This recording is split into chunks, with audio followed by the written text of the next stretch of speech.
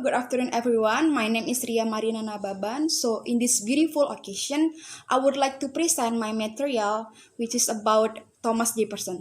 So, without any further ado, let's jump to the presentation. So, in this presentation, there will be three parts that will be my focus. The first is the early life of Thomas Jefferson, and the second, the Declarations of Independence, and the last, the presidency of Thomas Jefferson. So let's jump to the first part, that is the early life of Thomas Jefferson. So Thomas Jefferson was born on April 13 in 1743 in Southwell, Virginia, America. He was the son of Peter Jefferson, who was the successful planter, and his mother named Jane Rudolph Peterson. After the death of his father, Jefferson married to Martha, and they had two children, which are Martha and Mary.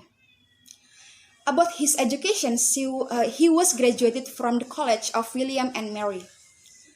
During his life, he was the author of the Declarations and the third U.S. president that was leading figure in American early development. During the American Revolutionary War in 1775, Jefferson was served in the Virginia legislature, in the Continental Congress, and also he was the governor of Virginia. Later, he served as the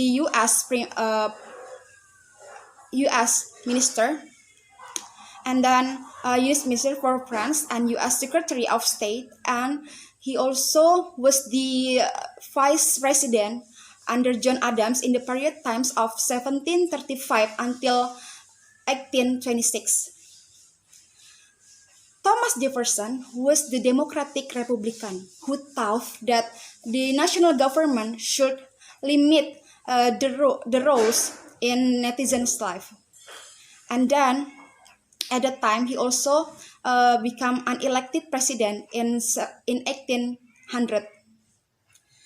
And one of the significant achievements for his career, Thomas Jefferson, so it is about the first administration for the purchase of Louisiana territory, which is about 15 million US dollar in 1803.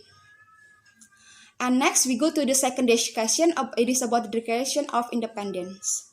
So in 1775, the American Revolutionary War recently underway. Thomas Jefferson was selected as the delegate of the Continental Congress.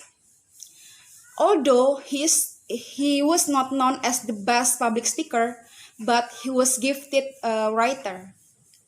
And then at his age 33, he was asked to drafting the Declaration of Independence. But before he began writing the draft, he discussed with a 5-member drafting committee, including John Adams and Benjamin Franklin, that they discussed about the document's content. So the Declaration of Independence, which explained the 13th colonized wanted to be free of British rule, and the detail of the importance of individuals' freedoms, and then freedoms and rights. It was adopted on July 4th, 1776. In the fall of 1776, Thomas Jefferson resigned from the Continental Congress, and he was elected to the Virginia House Delegate, which he considered the Virginia Statute for the religious freedom. And then, which he considered in the late 1770, which the Virginia lawmaker eventually passed in 1786. It was forerunner to the First Amendment to the U.S. Constitutions that protects people's right to to worship as they choose. In the 1785, he succeeded Benjamin Franklin to become the U.S. Minister for France. So, in this case, the Jefferson's duties for France meant he could not attend the constitutional conventions. However, he kept informed of the proceeding to draft a new national constitutions. Then later advocated including for bill such as Bill of Rights and the presidential term limits. We go to the last part of my presentation. That is about the presidency. So John Adams' presidency revealed in the Federalists between moderates such as Adams and Washington, and more extreme like Alexander Hamilton. So in the presidential election of 1800, the Federalists refused to back Adams. So, clearing the way for the Republican candidates Thomas Jefferson and Aaron Burr to tie for first place with 73 electoral votes each. Then, after a long time and continuous debate, finally, the House of Representatives select Thomas Jefferson as the third U.S. president and Aaron Burr as the vice president.